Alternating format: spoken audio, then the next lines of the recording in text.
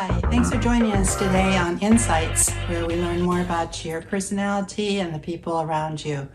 If you're one of those people who say, I don't know why they do the things they do, and you kind of scratch your head or get angry about it, and you want to try and change them, well, keep in mind you can't change people, places, or things, but you can help your loved ones to fit into this world a little bit better and to have better family dynamics, school dynamics, and relationship dynamics. Today we're going to talk about the choleric, and whether you're parenting the choleric or maybe you're a choleric parent yourself, I'm going to have to try to give you some helpful hints and points that you might be able to put into practice.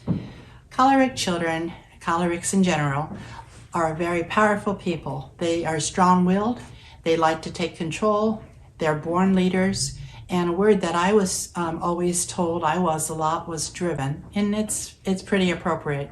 When I get through with one thing, I'm driven to do the next thing, and so it's just the way we're wired.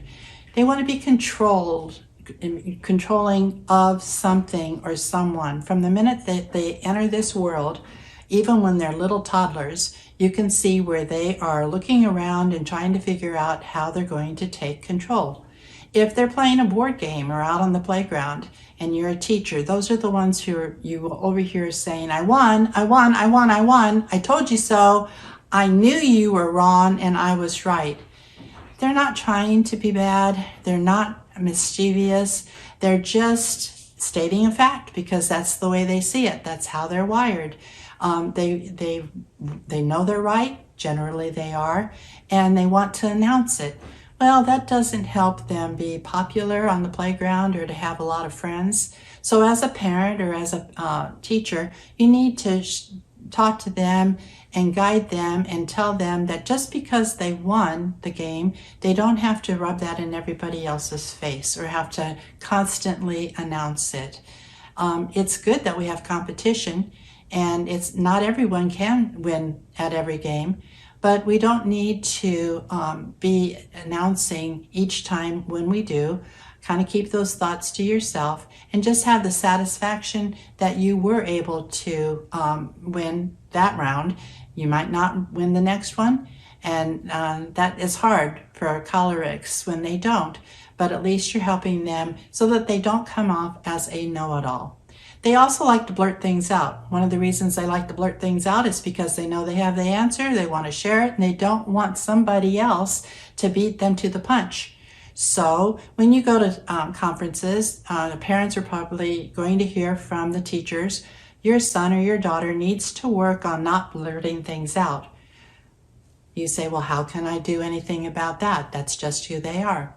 Well, you might give them little tips like before you shout out an answer, count to 5.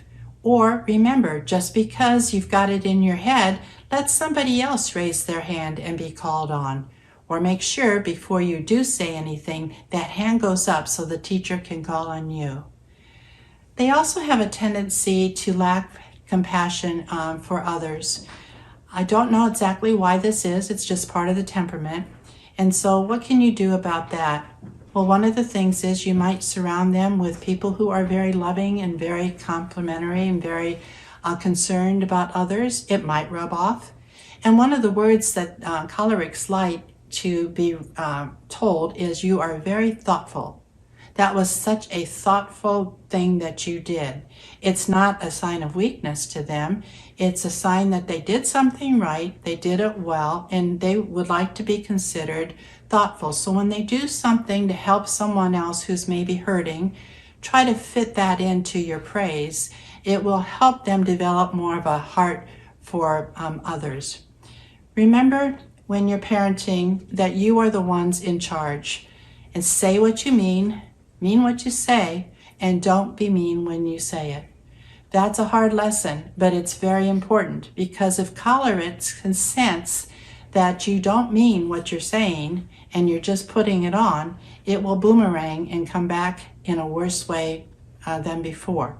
So make sure that whatever it is that you want them to do or not do, that you feel that way inside and it will come out. It always kind of reminds me of dogs. My husband is a dog lover, and we have had 3 dogs, And when we are out visiting others, dogs just gravitate to him. They just seem to love him. The tails wagging, and he's hugging them, playing with them, stroking them. Me, not so much. We had the 3 dogs. I learned to love each one of them and took good care of them. I wasn't mean to them, but I wouldn't classify myself as a dog enthusiast or a dog lover. Kids are the same way. They sense things in you. They are sizing you up all the time. And substitute teachers know this. When you walk into a classroom, you're looking around the class trying to figure out which students you're going to have to keep one eye on or maybe 2 eyes on at all times. Well, they're also sizing you up, and they're trying to figure out if this is just going to be a heyday and they can get away with anything, or if it's going to be a day where you actually get some work done and you follow the rules that are generally in play, even though the teacher is gone. So remember, when you think that they're not watching, that's just exactly what your kids are doing. They're watching you and sizing you up. So make sure that you don't send the wrong messages, because they will sense if you're being phony, baloney, or if they will sense if you're afraid to discipline them. In the last 10 years, we have all become our children's buddies. I don't necessarily dislike that, but I'm quick to say you're more than that. I want you to love your children love you, and feel that closeness of a friendship and be their buddy. But always remember, you're the one in charge. You're the one who is helping to mold them and helping to put them on the right path so that they turn out to be a person that goes down the right path and direction. Sanguines love to have fun and party, and they will gloat over having a child that is a choleric, because usually they're going to receive lots of ribbons, rewards, high scores, so it gives them material. And when they get together with their friends or they're sitting at the soccer games, they will just naturally kind of fit it into the conversation. However, the rub comes more in the middle school years, where the sanguines don't usually care much for detail. They sometimes overlook things on the calendar. They might miss a soccer or a baseball game, and that will really sadden their son or daughter. And so if you are a sanguine, remember to use those pop-ups on your laptop or on your phone so that you don't miss those things, and that you're not always arriving 10 or 15 minutes late to the party. Because that can come back to haunt you. Also, if you are sanguine and you have a choleric daughter, the teenage years can be difficult, because the teenage daughter will look at you not with respect, but will probably disdain a little bit, and that's a strong word, but it will be because they will buddy up more with their father, and before you know it, the 2 of them will be running the household. I remember when my sons were younger, I had a good friend who son was having some behavior in school, and we met for coffee one day, and she said, "I just don't know what else to do. We've taken this away. We've punished him with that. He can no longer play his music. He can't have his friends over. We told him he has to," you fill in the blank. And after listening to her, I said, "Okay, so obviously that's not working."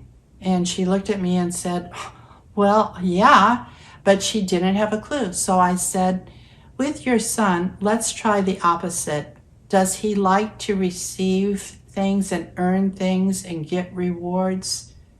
Well, she had to think about that for a minute, and she said, "Yeah, he does." So I said, "Okay, so instead of punishing him so much for all the things that he's doing wrong, because he was in trouble a lot, I said, let's turn that wagon around and have him earn the right to have a friend over Friday night. Have him earn the right to go to that movie that he's been wanting to see." It was just a total change in that whole household, and he started going down the right path, and he owns his own cement company now and has 4 children of his own.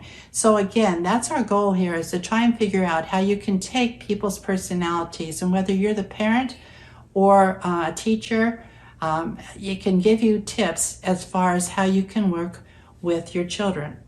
Choleric children are rule followers. They will follow rules. They will also tattle on those who do not.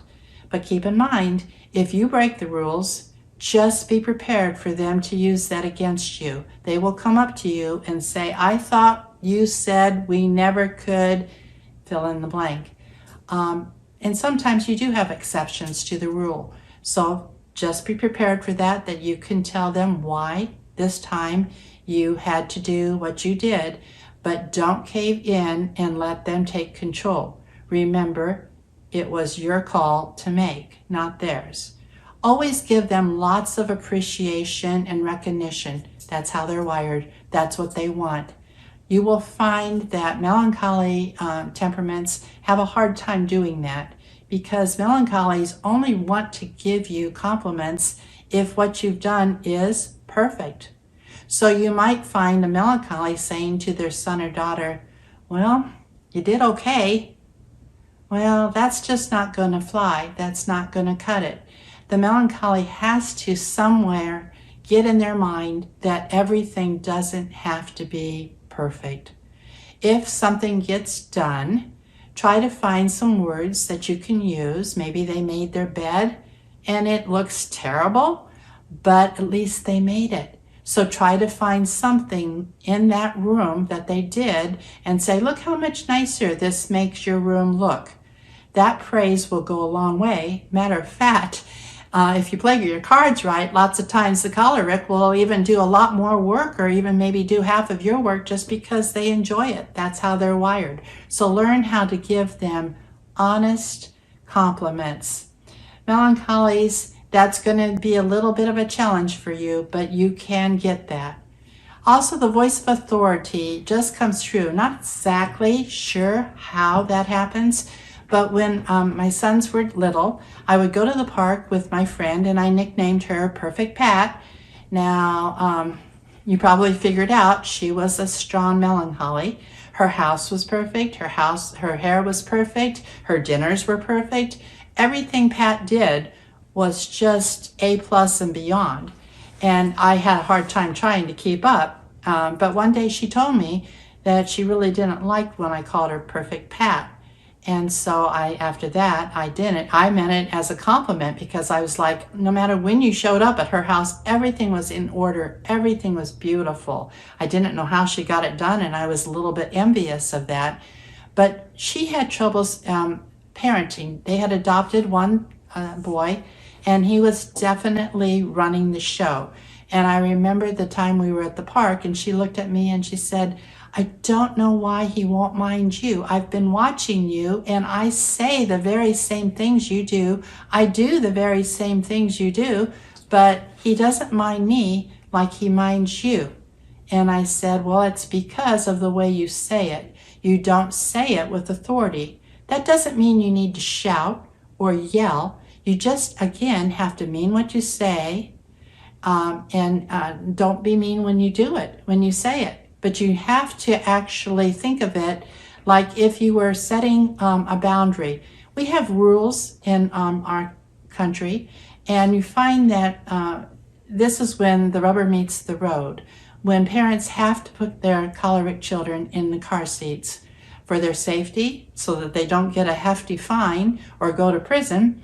You will find the parents will follow through on this, even if they have a difficult time doing it. It's one of the first times that you really will see the strong-willed child usually will rebel against this. At a pool or by the lake is another time when they have to wear the life vest. It's mandatory for their safety and for the law. So my advice to you would be to try and have whatever it is that you want them to do. Think of it as if it was a car seat, or as if it was a life vest that they had to wear for their own safety.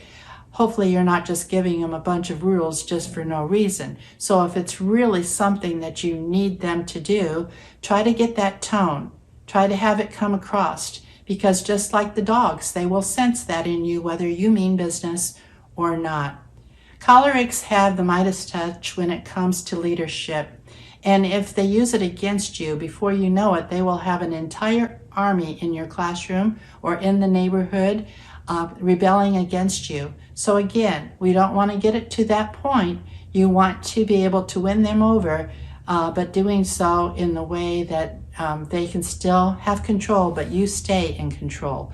You might give them some assignments when they're little, like they may need to make sure the dog's dish has plenty of water in it, or that they need to take the dog for a walk, or take the trash out. Something that they can be in control of and do a good job of. And gradually, as they grow and they mature, you can have charts and lists and checkoff points. They will absolutely thrive on those, and they work so well with the choleric child in the classroom. Now, if you're a choleric by nature, you might need to get a sticky note and put it on your laptop, or put it on someplace where you can see it on a regular basis. And it can simply say something like this: just because someone is different, it doesn't make them wrong. Because by nature, you think that if it's not your way, or then they need to go down a different highway. Well, that's not necessarily true. People have different ways of doing things. Now, the phlegmatic child and the choleric will be a wonderful combination up to a certain point. The choleric will enjoy the freedom and being in charge and being able to do pretty much whatever he or she wants to do until the phlegmatic parent boils over like a pan on the stove or a volcano. Don't let it get to that point. Establish your rules early and stick with them each and every day. Once you give an ounce, they're going to take a pound, so to speak, or an inch a mile. What happens lots of times with the phlegmatic and the choleric is the choleric child is pushing the buttons, and they want something. Maybe they want the candy or a cookie in the closet. And so they keep on doing things. And now the corner of your eye, you might be watching them and you might give them a warning. Now they can tell whether you really mean it or not. And then they keep doing what they're doing and you give them another warning. And they keep doing what they're doing to the point where it finally gets to where maybe they're even on the chair, reaching in the cupboard, trying to get that cookie that you've already told them 2 or 3 times not to go for.